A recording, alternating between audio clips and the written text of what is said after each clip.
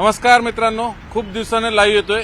विषय अर्थातच मोदी बागेतून आहे, कारण आपल्याला माहिती आहे शरद पवार पुण्यात आले की इथं मोदी बागेत बसतात। मग त्यांना भेटायला अनेक रथी महारथी आजी माजी आमदार सगळे येतात, त्यांच्या पक्षातले बाहेरच्या पक्षातले। मग त्याचे सगळे अपडेट्स देण्यासाठी मी आज इथं आहे। खूप दिवसानं खरं तर आपल्याला आठवत असेल लोकसभेच्या काळात माढ्याचा तिढा हा विषय आपण इथूनच अनेकदा लाईव्ह केला होता। आजही तोच विषयाने सुरुवात करूया, कारण आज सकाळी सकाळी इथं मोदी साहेबांना मोदी बागेत पवार साहेबांना भेटायला माढ्याचे आमदार बबनदादा शिंदे, गेले 5 टर्म ते आमदार आहेत, ते आले होते। खरं तर ते भेटायला येण्याची पार्श्वभूमी थोडी आपण प्रेक्षकांना सांगूया। ती म्हणजे काल अकलूजमध्ये सभा झाली। मग खरं तर सत्कार होता तो शिंदे साहेबांच्या वाढदिवसानिमित्तचा। त्याला राष्ट्रवादीचे 8 खासदार आणि इतरही खासदार होते। आणि त्या खासदारात म्हणजे सोलापूर जिल्ह्याचं राजकारण ज्यांना माहिती आहे त्यांना बरोबर ती लिंक लागली असेल काय आहे ते, कारण पुन्हा एकदा अकलूजमध्ये सुशीलकुमार शिंदे, विजयदादा मोहिते पाटील आणि शरद पवार साहेब हे तिघे एकत्र आला की जिल्ह्याचं सगळं राजकारण फिरून टाकतात।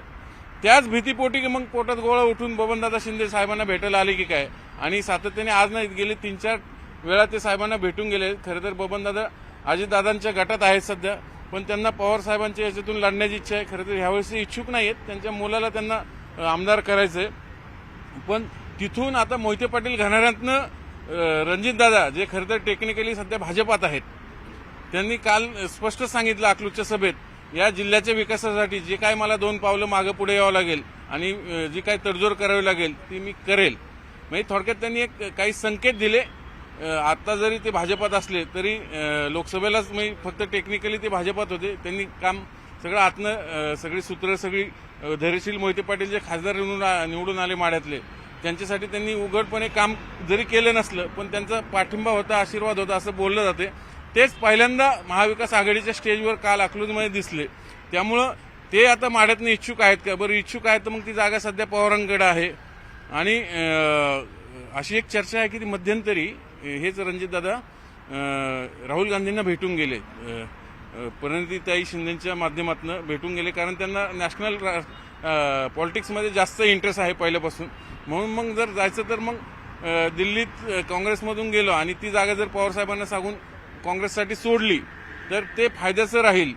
आणि मग हे सगळे गणित जर जुळवायची झाली तर मग रणजितदादांना एक तर राष्ट्रवादीत यावं लागेल, कारण ती जागा पवार साहेबांकडे। आम्ही पवार साहेबांना ते विचारलं, पवार साहेबांनी अर्थात त्याचं एकदम डिप्लोमॅटिक उत्तर दिलं, म्हणे मला माहित नाही तुम्ही जे काही माहिती देताय ती जास्तीची, म्हणे ही जागा माढ्याची आमची आहे। म्हणजे थोडक्यात त्यांनी खरं काय ते आपले पत्ते उघड केले नाहीत, पण भविष्यात काय होते हे पाहणं मोठं इंटरेस्टिंग आणेल। म्हणूनच पुढची सगळी गणितं जुळवण्यासाठी आज बबनदादा शिंदे इथं आले असावेत। आणि त्याचं आणखीन एक मी तुम्हाला सूत्र सांगू इच्छितो इथं।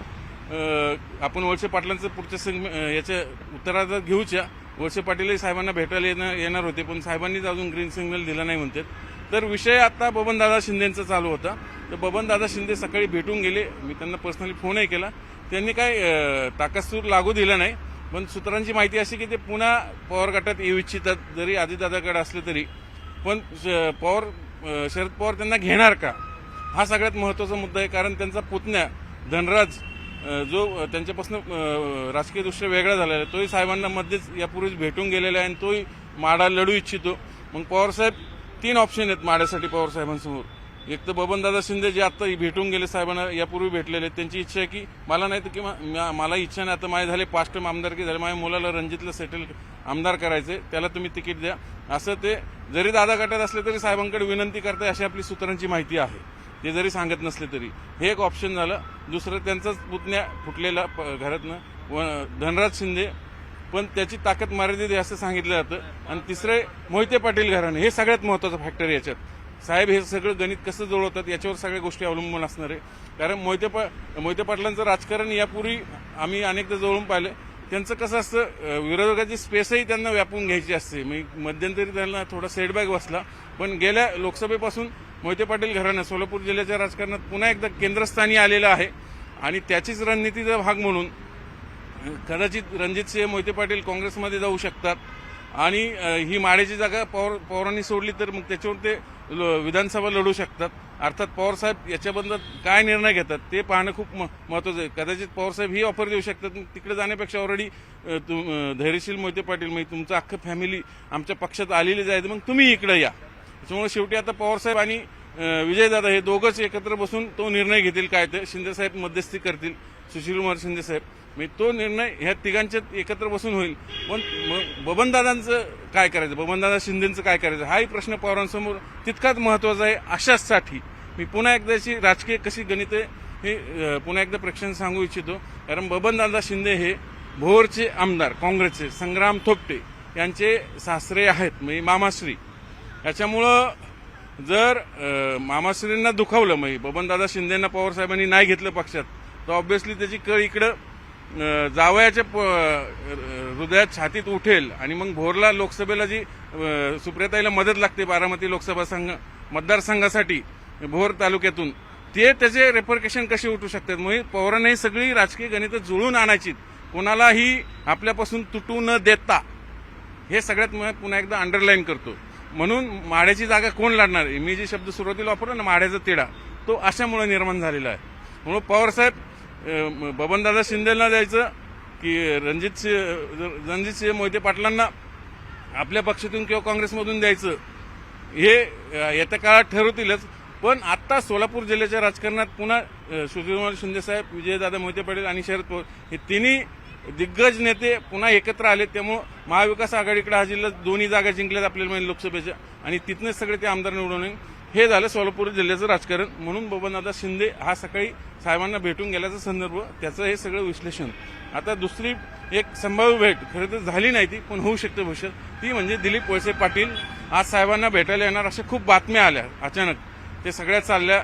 आणि कारण ते तिकडं अजितदादा गटाकडनं त्यांना माहिती आहे आपण डेंजर झोनमध्ये आहेत मग पुन्हा साहेबांकडे येऊन विनवणी करून यावं अशा बातम्या सांगितल्या जात आहेत. मी अशी सूत्रांची माहिती की 3 दिवसापूर्वीच दिलीप वळसे पाटलांच्या पत्नी आणि मुलगी कन्या हे दोघंही साहेबांना भेटून गेले. पण शेवटी कसं दिलीप वळसे पाटील साहेबांच्या खूप जवळचे होते. मी जरी सुरुवातीच्या काळात ते पी असलं तरी सर्वाधिक जीव साहेबांनी कोणाला लावला असेल राष्ट्रवादी तर दिलीप वळसे पाटलांना. पण तेच सोडून गेले हे दुःख साहेबांच्या कुठेतरी इथं लागलेलं आहे ती खंत आहे. मग पवारसाहेब त्यांना परत घेणार का आणि दुसरं एक घेतलं तर तिथले मतदारसंघातली ज्यांनी तयारी सुरू केली देवदत्त निकम त्यांचं काय मग असे अनेक प्रश्न आहे. म्हणूनच साहेबांनी दिलीप वळसे पाटलांना तुर्तास भेट देणं टाळल्याचं सांगितलं जातं. आणि असं एक साहेबांनी हे जे चोरून भेटणारी मंडळी ना त्यांना एक संदेश दिलेला आहे. सांगितलं भेटायला यायचं तर मला थेट समोरून या म्हणजे जेणेकरून लोकांना कळेल की कोण कोण मला भेटायला येते. मी चर्चा झाली की ऑब्व्हियसली समोरचे ते ज्या पार्टीत आहेत त्यांनाही कळेल हे कुठे काय हातपाय मारतात आपली जागा टिकवण्यासाठी सत्ता टिकवण्यासाठी. म्हणून साहेब आता म्हणतात तुम्ही चोरून भेटणारच नाही जे काय ते समोरून या.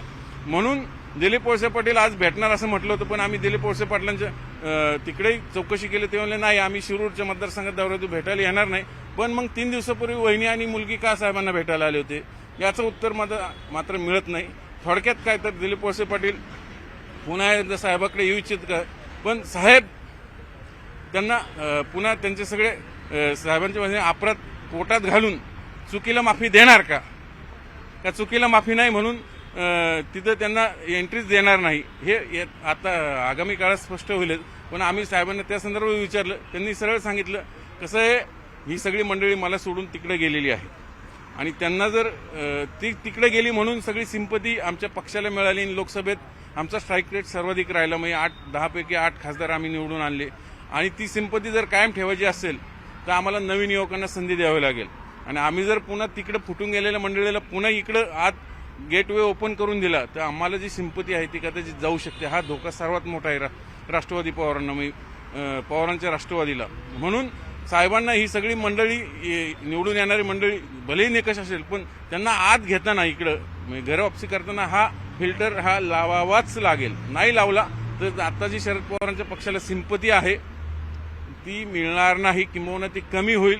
म्हणून साहेबांना या सगळ्या मंडळींना आत घेताना तो विचार करावा लागेल. मध्यंतरी खरं तर साहेबांनी 2-4 राजकीय घराण्यातल्या त्यांच्या युवकांना फोडून इकडे घेतलं त्याच्यावर नाही पवारांवर टीका झाली ते त्यांनी ऍक्सेप्ट केलं की हो आम्हाला खूप प्रेमपत्र आली लोकांची की आम्ही तुम्हाला मागच्या इलेक्शनमध्ये का मतदान केलं तर तुम्ही आम्ही ज्यांच्या विरोधात उभारलो ती सगळी मंडळी आता तुम्हाला सोडून तिकडे गेली म्हणून आम्ही तुम्हाला मतदान केलंय.